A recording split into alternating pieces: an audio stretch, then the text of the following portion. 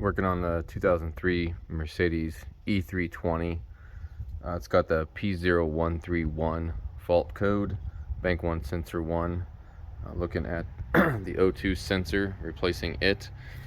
It's got the 3.2 liter V6. Part of the confusion on this particular motor, especially being Mercedes, is which one is bank 1, which one's bank 2. Typically, our US cars, bank 1 sensor 1 is typically over here on the driver's side. That's bank 1 sensor 1 on this side, and bank 2 is over here. Mercedes, in this particular car, I don't know how many years they did it, they've got it listed. I'll see if I can get a shot here in a minute. They've got listed as cylinders 1, 2, and 3, and then 4, 5, and 6. Let's see if I can sneak in there, get you a peek real quick.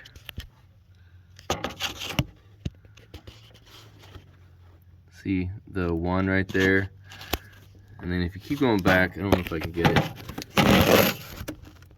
There's a 2 in there, and it's got it printed on the casting of 1, 2, 3, 4, 5, 6, which is counterintuitive to how most vehicles have them opposite banks. But seemingly the passenger side is bank 1 in this Mercedes. So we're going to change out bank 1 sensor 1 oxygen sensor, and going to do that from the bottom.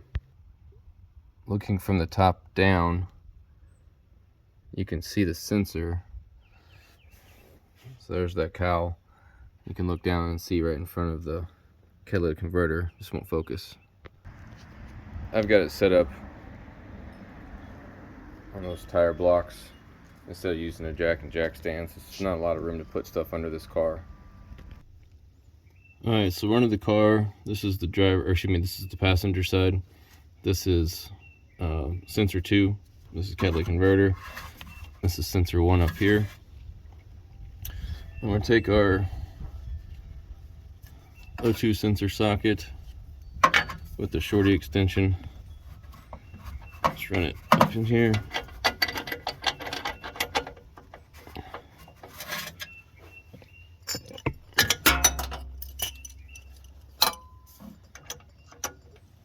See if we can get our wrench on it. You have to turn it a little bit, make it line up.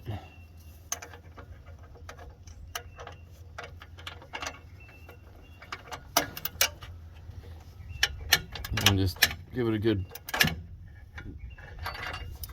hard turn. Hopefully it comes off for you. This one wasn't too bad. Yeah, okay, so that's loose. So now when you go to the wiring harness, it's a little bit hot still from getting it put up here. Yeah, it's pretty tight quarters under here. Alright, so here's the connector. We follow the wire down, and it's this one here. It's just got a little metal clip. Pull it out of, and then there's some two little ears, little tabs. You can use a screwdriver or a angle pick, and we just want to disconnect it without, of course, burning ourselves or getting anything in your eyeball. Don't break these ears off. Just disconnect it like that.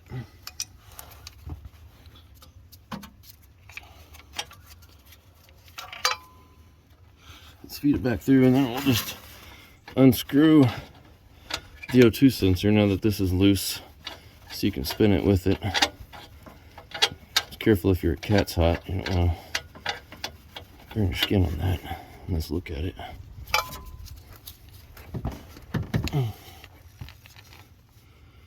Let's see what that one looks like.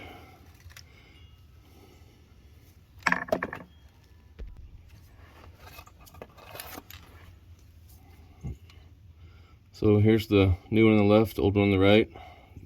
Bosch should be the replacement OEM. The lengths are pretty close.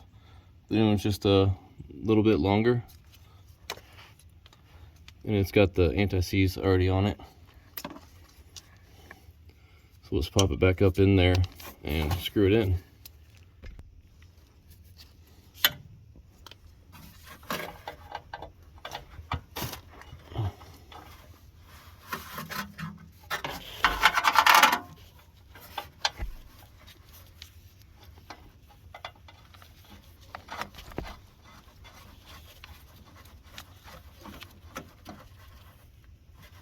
Yeah, just hand tighten it until you're good, and then we'll route this cable in a second.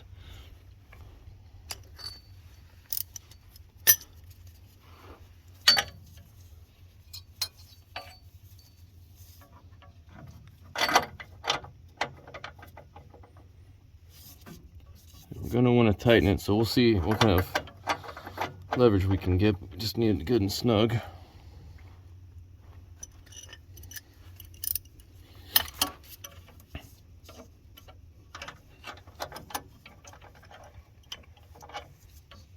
Let's see, it's moving on me.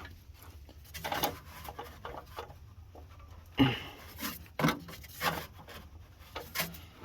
just recording it so you guys can see the reality of some of the intricacies behind it. I know it might be boring and fast forward, but this is how you gotta do it.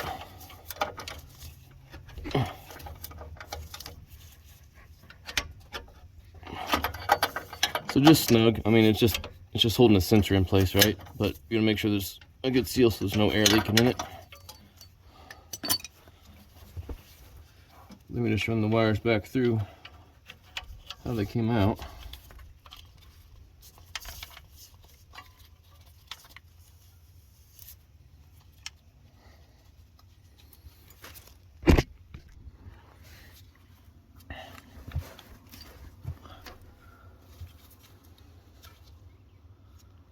Just lamp the sides that have the little pieces to hold it in place.